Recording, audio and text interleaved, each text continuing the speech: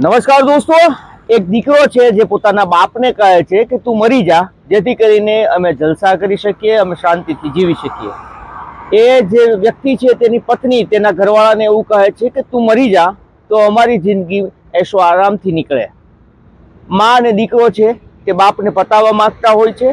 બાપ છે જે એ વ્યક્તિ છે જે મરવા માટે તૈયાર થઈ જાય છે અને તૈયાર થાય છે, અને જ્યારે મરવા જાય છે ત્યારે તેને એવું લાગે છે કે મારે જેના માટે હું જીવ આપી રહ્યો છું એને મારી જિંદગીની કંઈ કદર જ નથી.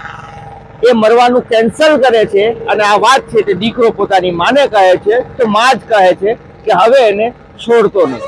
તો આવો જાણીએ શું ઘટના છે, ક્યાંની ઘટના છે અને આખરે પોલીસે આ સમગ્ર મામલે કઈ રીતે પર્દાફાશ કર્યો છે.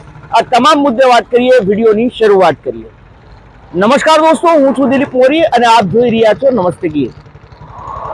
ખૂબ ચોંકાવનારી, ખૂબ કરુણ અને ખૂબ ગંભીર બાબત છે તે સામે આવી છે.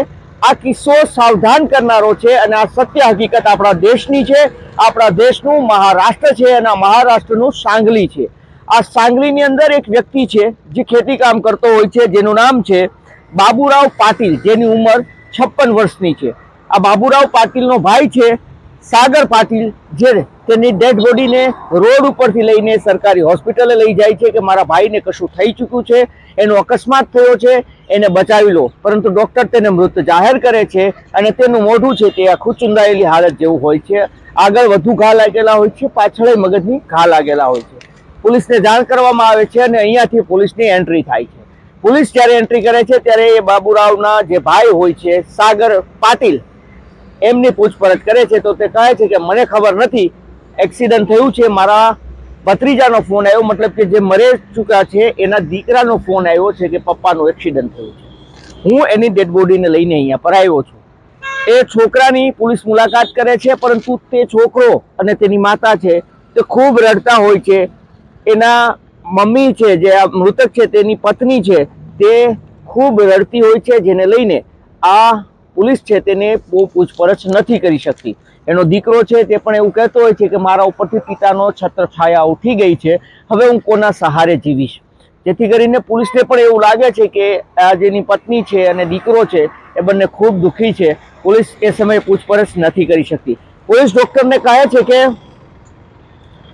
ઘાવ લાગ્યા છે તો કઈ રીતે લાગ્યા છે. ડૉક્ટર કહે છે કે સમજાતું નથી કે અકસ્માત થયો છે કે શું થયું છે, કારણ કે જે પ્રમાણેનો ચહેરો છે તે ખૂબ ભયજનક સ્થિતિમાં હતો. આખરે પોલીસ છે તે સીસીટીવી ચેક કરવાની શરૂઆત કરે છે. જે રોડ ઉપરથી લાશ લઈને આવ્યો હોય છે તેનો ભાઈ, ત્યાં સીસીટીવીમાં જોઈ છે તો જાણવા મળે છે કે વહેલી સવારે 2 થી 3 કલાકની આસપાસના સીસીટીવી ફૂટેજ કાઢવામાં આવે છે. તેમાં ચોંકાવનારા દ્રશ્યો સામે આવે છે. જે મૃતક છે બાબુરાવ પાટીલ તે રોડ ઉપર ઊભો હોય છે, તેની પાછળ એક કાર હોય છે અને આ કારની અંદર એનો ખુદનો દીકરો અને એની એક વ્યક્તિ હોય છે તે સવાર હોય છે. અહીંયાથી પોલીસને શંકા જાય છે. પોલીસ એ છોકરાને પૂછે છે, મૃતકના દીકરાને તેજસ નામ હોય છે, આ તેજસ છે તેને પૂછવામાં આવે છે કે તારા પિતાનું મોત થયું છે, કોઈ તેને કચડીને જતું રહ્યું છે તો હું પાછળ હતો, તેને કેમ ખબર નથી, તે કેમ પીછો ન કર્યો. તેજસ ગોળ ગોળ વાતો ઘુમાવે છે. ત્યારબાદ તેજસની માતા, મતલબ કે બાબુરાવ પાટીલની પત્ની વિનીતા પાટીલની પોલીસ પૂછપરછ કરે છે તો વિનીતા પણ ગોળ ગોળ જવાબ આપે છે. પરંતુ તેજસની સાથે જે કારમાં એક છોકરો સવાર હતો તેની પોલીસ જાણકારી મેળવે છે તો તેજસ કહે છે કે એ મારો મિત્ર છે. એની પોલીસ પૂછપરછ કરે છે તો એ કહે છે કે અમે મોર્નિંગ વોક ઉપર ગયા હતા વહેલી સવારે 2 કલાકે. પોલીસનું કહેવું છે કે તમે મોર્નિંગ વોક ઉપર વહેલી સવારે 2 કલાકે ગયા હતા. એ વ્યક્તિ જે મૃતક છે તે બાબુરાવ પાટીલ આગળ તમારી કારની હતો, એ તમે પાછળ તેનો પીછો કરતા હતા અને મોર્નિંગ વોક એટલી રાતે કોણ કરે છે. પોલીસને વધુ શંકા જાય છે. પોલીસ અહીંયાથી એક ગેમ રમે છે. પોલીસે એક આઈડિયા અજમાવ્યો. આ ત્રણેય બાબુરાવની પત્ની છે વિનીતા પાટીલ, તેને અલગ કરવામાં આવે છે. એનો દીકરો તેજસ પાટીલ તેને અલગ બેસાડવામાં આવે છે અને આ તેજસ ભેગો જે તેનો પાડોશી હતો ભીમરાવ કરીને, જે તેની કારની અંદર હતો, એ ભીમરાવને અલગ બેસાડવામાં આવે છે. આ ત્રણેયની અલગ અલગ પૂછપરછ કરવામાં આવે છે. ત્રણેયને પોલીસ પૂછપરછ નથી કરતી, પરંતુ પોલીસ તેજસને કહે છે કે તારી માતાએ બધું જ બકી દીધું છે કે તમે ત્રણેય ભેગા મળીને મર્ડર કર્યું છે. પેલા પાડોશી છે ભીમરાવ, તેને કહે છે કે તેજસ અને તેની માતાએ કીધું છે કે બાબુરાવનું મર્ડર કર્યું છે અને તું તેમાં સામેલ હતો. અને આ જ શબ્દ તેજસને અને તેની માતાને પોલીસ કહે છે કે ભીમરાવ જે તમારો પાડોશી છે એ બધું બકી ચૂક્યો છે. આ ત્રણેયને અલગ અલગ બેસાડે છે, જેથી કરીને આ ત્રણેયનો એવું લાગે છે કે પેલા એ કહી દીધું છે. આ આખા આઈડિયાઝની અંદર આ જે પોલીસે ગેમ રમી હતી એમાં ત્રણેય માર ખાઈ જાય છે અને પોતાનો ગુનો કબૂલે છે અને ખૂબ ચોંકાવનારી ઘટના છે તે સામે આવે છે.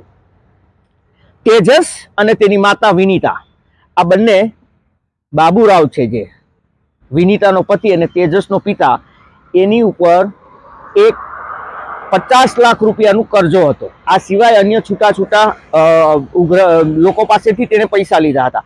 ખૂબ કરજો હતો, તેનાથી ભરાય એમ નહોતો. પરંતુ આ વિનીતા છે તેની પત્ની, તેને ખ્યાલ હતો કે બાબુરાવ જે છે તેનો બાબુરાવ પાટીલ તેનો પતિ, તેના નામે કુલ 4 અલગ અલગ વીમા છે. એમાં એક વીમો 1 કરોડ રૂપિયાનો છે, અન્ય વીમા પણ છે, પરંતુ મોટો વીમો છે તે 1 કરોડનો છે. જેથી વિનીતાએ કીધું કે તમે મરી જાઓ જેથી કરીને અમને પૈસા મળે અને અમે શાંતિથી જીવી શકીએ.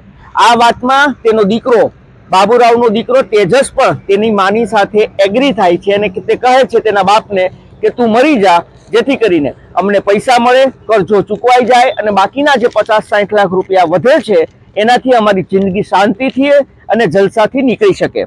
આ વાત ચાલતી હતી. દિવસ હતો 10 ફેબ્રુઆરી, મતલબ કે ગત મહિને બાબુરાવ છે તે આખરે આ લોકોથી કંટાળીને, કારણ કે તેના ઘરે બેંકવાળાની જે લોન હતી, બેંકવાળા ઘર ખાલી કરવાનું કહેતા હતા, નોટિસ આપતા હતા, બીજા જે માગણદાર હતા એ પણ ઘરે આવતા હતા, જેથી બાબુરાવ પણ ચિંતામાં હતો. ઉપરથી તેના પરિવારજનો પ્રેશર કરતા હતા કે તે વહેલો મરે, તેના મરવાની રાહ જોવામાં આવી રહી હતી, જેથી કરીને તે મરે તો એ લોકોને 1 કરોડ રૂપિયા મળે, જેમાંથી 50 લાખ રૂપિયાનો કરજો ચૂકવાય અને બાકીના 50 લાખ છે તે વાપરવા મળે. તો કંઈક આ રીતે પ્લાન ઘડવામાં આવે છે. અને પ્લાન ઘડ્યા બાદ બાબુરાવ છે તે રાત્રિના સમયે 2 કલાકે રોડ ઉપર મરવા માટે જાય છે, જેથી કરીને ટ્રક કે બસ કોઈ વાહન આવે તો તેની હડફેટે તેનું મોત થાય. એની રેકી કરતો હતો તેનો પુત્ર તેજસ ખુદ અને તેનો દોસ્ત ભીમરાવ જે બાજુમાં પાડોશી હતો. એ રાત્રે તેની મમ્મી વિનીતાના કહેવાથી એ જોવા ગયા હતા કે આ મરે છે કે નહીં. તેની પાછળ જાય છે કાર લઈને. આ એન્ડ સમયે બાબુરાવનો જીવ નથી ચાલતો, કારણ કે વાહન જ્યારે પસાર થતું હોય છે ત્યારે તેને તેની સામે મરવાનું હતું. પરંતુ તેને ખ્યાલ આવે છે કે તે જેના માટે મરવા જઈ રહ્યો છે તેને તો કોઈ ચિંતા જ નથી, તે તો ખુદ પૈસા માટે મને મારી નાખવા માંગે છે. તે પ્લાન ચેન્જ કરે છે અને મરવાનો ઇનકાર કરે છે. આ સમયે તેનો દીકરો તેજસ છે તે તેની મમ્મીને ફોન કરે છે કે મમ્મી, પપ્પા મરવા નથી માંગતા, તે ફરી ચૂક્યા છે, અહીંયા આવીને હવે પલટી ચૂક્યા છે. એની માએ પોતાના દીકરાને કીધું કે તું હવે એને મારીને જે થશે હું જોઈ લઈશ, એને જીવતો ના રહેવા દેતો. આ તેનો દીકરો તેજસ અને તેની સાથે જે ભીમરાવ હતો પાડોશી, એ બંનેએ બાબુરાવને પકડીને ડિવાઈડર સાથે માથા અથડાવ્યા છે. 4 વખત તેના માથું અથડાયું છે. જ્યાં સુધી જીવ ન જાય ત્યાં સુધી તેનું માથું છે તે ટકરાવવામાં આવે છે ડિવાઈડર સાથે અને તેને મોતને ઘાટ ઉતાર્યા બાદ તેની લાશને રોડની વચ્ચે રાખી દેવામાં આવે છે, જેથી કરીને લાગે કે અકસ્માત થયો છે. આખો પ્લાન આ રીતે ઘડવામાં આવ્યો હતો, પરંતુ પોલીસે આ પ્લાનનો ભંડાફોડ કર્યો છે. આ ત્રણેય છે તે પોલીસ સામે વધુ ટકી ના શક્યા અને પોતાનો ગુનો છે તે કબૂલ્યો છે.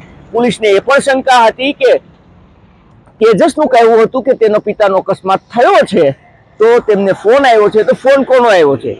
તેજસના ફોન ડિટેલ્સ ચેક કરવામાં આવે છે, તેના મમ્મીના કોલ ડિટેલ્સ ચેક કરવામાં આવે છે. તો એ બંને સાથે જ વાતચીત થતી હતી અને જે તેનો પાડોશી હતો ભીમરાવ, તેની સાથે જ આ ત્રણેયની વાતચીત થતી હતી. કોઈ પોલીસને અહીંયાથી પણ શંકા હતી કે અકસ્માતને ઘડી કાઢવામાં આવ્યો છે, કોઈનો ફોન નહોતો આવ્યો તેજસને કે તેના પિતાનો અકસ્માત થયો છે. તો આ ત્રણેય છે તે પૈસાના લોભમાં, પૈસાની લાલચમાં એ બાબુરાવની હત્યાને અંજામ આપે છે. એક માં, એક દીકરો અને એક પત્ની જે ખુદ પતિના મરવાની લાંબા સમયથી રાહ જોતા હતા અને આખરે પતિએ જાતે મોતને વહાલું ન કર્યું તો તેના દીકરાએ તેના મમ્મીના કહેવાથી તેને મોતને ઘાટ ઉતાર્યો. દોસ્તો, હવે અનેક કિસ્સાઓ છે, ક્રાઇમની ઘટનાઓ છે તે સામે આવી રહી છે, પરંતુ આ ખૂબ ચોંકાવનારી અને દર્દનાક ઘટના એટલા માટે છે કે એક બાપ જેને પોતાના દીકરાને મોટો કર્યો, એક પત્ની જેને તે સૌથી વધારે ભરોસો કરતો હોય છે અને એના જ ઘરના છે તે પૈસા માટે વેરી બન્યા હોય છે, અને તેણે આ લોકોની જ લાઈફ માટે વીમો કઢાવ્યો હતો અને એ જ વીમો તેના મોતનું કારણ બન્યો છે. આપનું આ તમામ મુદ્દે શું કહેવું છે આપ અમને અચૂકથી કમેન્ટ કરીને જણાવજો, અને આવા જ અવનવા ક્રાઇમની ઘટનાઓ માટે આપ અમારી યુટ્યુબ ચેનલ નમસ્તે ગીરને સબસ્ક્રાઇબ કરો. અગર આપ આ વિડીયો ફેસબુક અથવા ઇન્સ્ટાગ્રામ પર જોતા હોય તો ફોલો કરો. અમારો હેતુ કોઈને નુકસાન પહોંચાડવું, કોઈને બદનામ કરવાનો નહીં, બસ આપને સચેત અને જાગૃત કરવાનો છે. ધન્યવાદ.